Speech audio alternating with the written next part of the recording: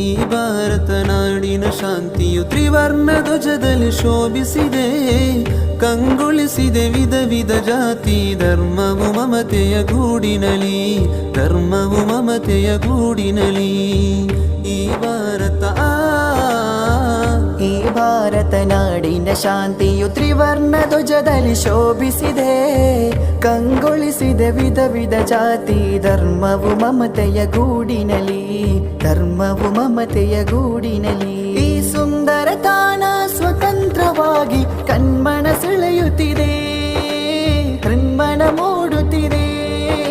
ಸುಭದ್ರತೆಯ ನಾಡು, ಸೌಹಾರ್ದತೆಯ ಬೀಡು, ಸಮೃದ್ಧವಾದ ಗೂಡು, ಸುಮಧುರ ಭಾರತ ನಾಡು, ಭವ್ಯ ಭಾರತ, ದಿವ್ಯ ಭಾರತ.